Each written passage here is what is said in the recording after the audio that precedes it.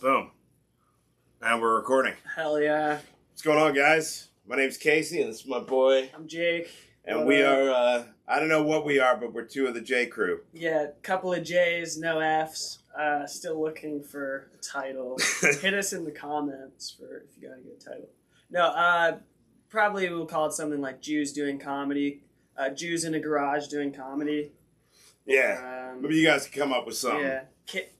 Holding Seinfeld in the garage hostage while doing comedy.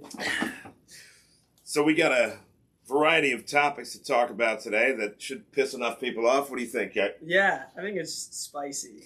What do you say we start off with Israeli airstrikes in Gaza? Oh, yeah. Yeah, so we got with the in Yemen. Is it Yemen? Yeah, U.S. airstrikes. We're bombing everything everywhere. Yeah, everything that moves. Yes. Turn the Middle East into glass.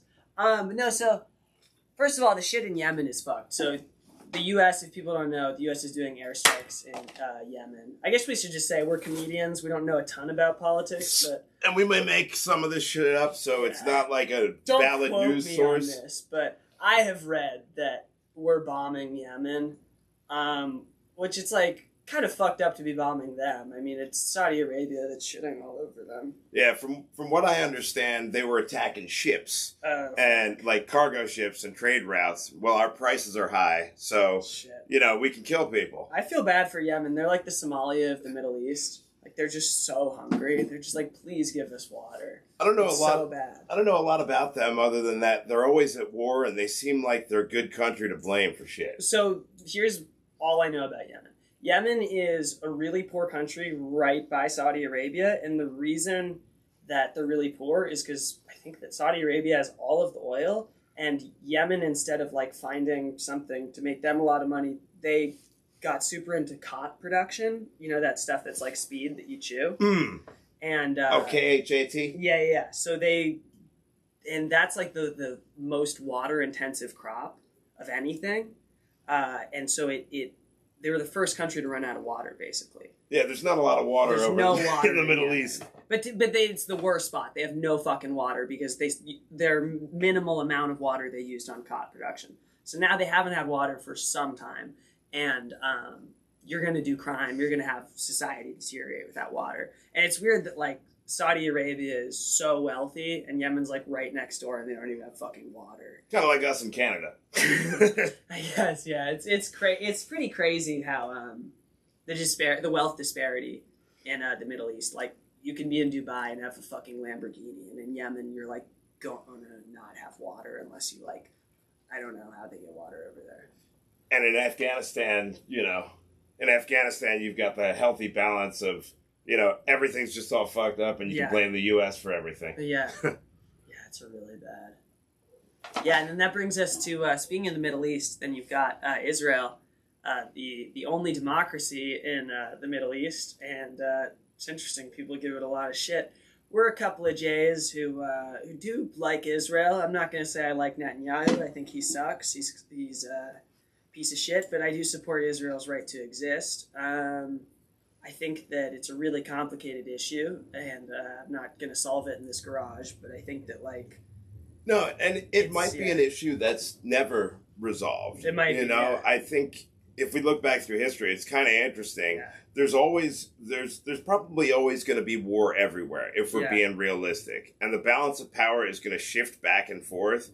But it's one of those things where I think they've taken that issue over there and tried to implant that model on people in America so that we can hate each other over here, which is the stupidest thing in the world. It's also weird because the U.S. commits much larger acts of imperialism, like airstrikes in Yemen, like on a daily basis, and Israel is usually acting in self-defense because of acts of terror. Like, people are really quick to be like, don't do settlements, but they don't tell Hamas to, like, not kill a room full of babies. They don't tell Hamas to bring the hostages back.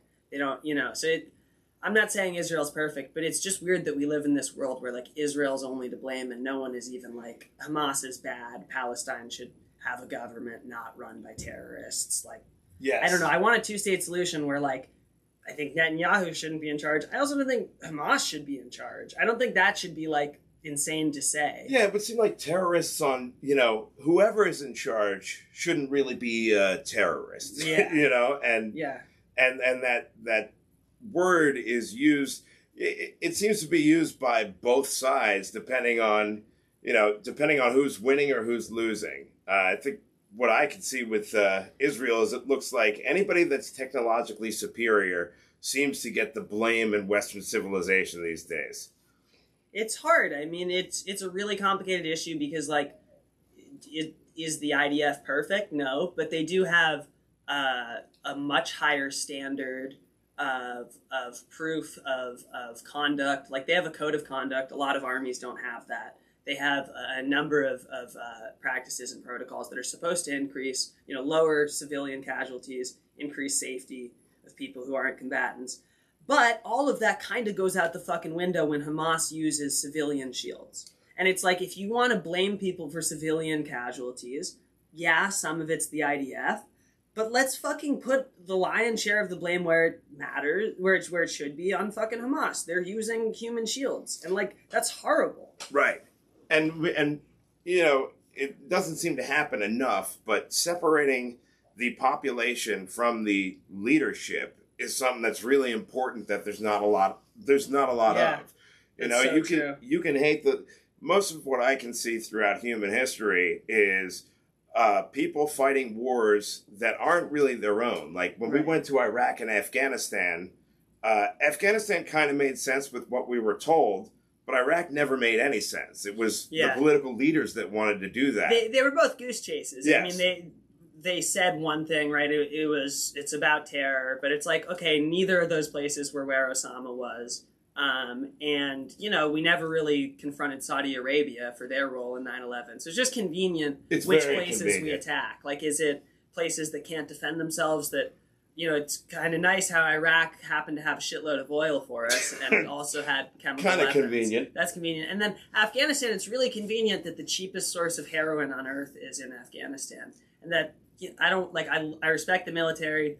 There was a number of military people who were just bringing heroin back from Afghanistan. Right, and I think on behalf of the leadership, in some cases they were guarding poppy fields. Yeah, and so, do I support the military? I don't support every individual action they take, and whichever individuals in the military did that, that's terrible. We shouldn't be fighting heroin wars. We shouldn't be fighting oil wars. And that's a Congress mistake too, as much as, it's not like you should be blaming the individual soldiers, but it's all really fucking gray and complicated. Yeah. I mean, if we want to blame anybody, I'd say let's go after the Clintons and the Bushes.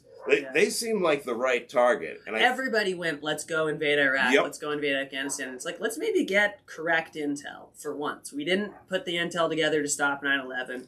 We should maybe have gotten the intel at least right once before we launched our counter invasions, Yeah, but that would make sense, and we're all about reactionary, being reactionary. I mean, that was literally like just doing the Castle Doctrine. We were just like, stand your ground, attack Iraq and Afghanistan. Yeah, like Saddam and Osama, their names sound familiar. They're both from the Middle East. They're probably friends. They're boys. It's honestly like, when somebody makes you mad and then you just pick on the next person you see, it wasn't even related. They're just like, no, we just took an L, we need a couple quick W's, and it just blew up in our faces so bad. Literally. And the only thing that really came out of that war is a lot of people died, and in America, I guess you could say we won that war, but did we? Because we got the TSA now. Yeah. And I feel like the TSA was a net loss for everybody. Yeah. Whether you're American or not, if you've had to go through our airports, the TSA sucks. Yeah. Does anybody that you know, other than people that work for the TSA, like the TSA? That's the only time I've been pro-terrorism. Is when I'm waiting in line for the TSA. I'm like, someone should blow these motherfuckers up. Dude, they pick me as a target all the time. I go through, and I've been pulled aside on at least 5 different occasions. They think you're a Palestinian doing whiteface. I don't know what they think I am, but they definitely think that I'm up to something. I don't know if it's the way I look, the fact that I sweat a lot, but this guy's pretty sweaty. Let's love that you've seen it. You've seen me grind my You're just hair coming off. in hungover, and they're like him. You're like, no, I just had a couple of beers. Dude. So I went up to Tampa to fly out to Phoenix, and my AC had died in my car. Now, we live in Florida, so it's like super hot down here. It was August, and I got up there, and I was like sweaty and huffing, and I could clearly see why they'd like want to pull me aside. But the guy that pulled me aside was getting awfully handsy, and he started going up the crotch, and the one thing they don't like at TSA is like comedy. Yeah. I asked the guy like if he was going to pay me afterwards or if I had to pay him. They just beat the shit out of you. And all I got was glared at. Like, dude, but they get real. Have you ever been fisted by TSA? It's a lot. Dude, they get super handsy with your crotch. Yeah. And like, I don't want to brag, but I'm going to plug this in here. Like, I've been blessed. And you know, nowadays you never really know what anybody is, so the guys seem to be enjoying it, and like I wasn't. Some gay guy was just like, wow. I wish that there was the gender stuff going on back then when I got frisked, because I would have definitely played the woman card. Oh yeah, like I'm gonna need that woman I'm over there. I'm gonna need $14 million or that woman to pat me down. Yes, I'd prefer that. I would prefer the opposite sex patting me down. When I'm patted down by the TSA. I know women probably feel different. Yeah, but like, wouldn't you prefer the opposite sex? Why do they have to make it gay? Yeah, I'm sorry. That's just another layer of uncomfortableness. It's another gay conspiracy theory of the gays. That's honestly such bullshit that they go like, we're gonna have somebody pat you down, but she's not even gonna be hot. It's gonna be a dude. It's like, what's the point of this then? I get nothing good out of that? Yeah. If you're gonna harass me, you better have big tits. I think their next step of the TSA, like once they start incorporating AI into it,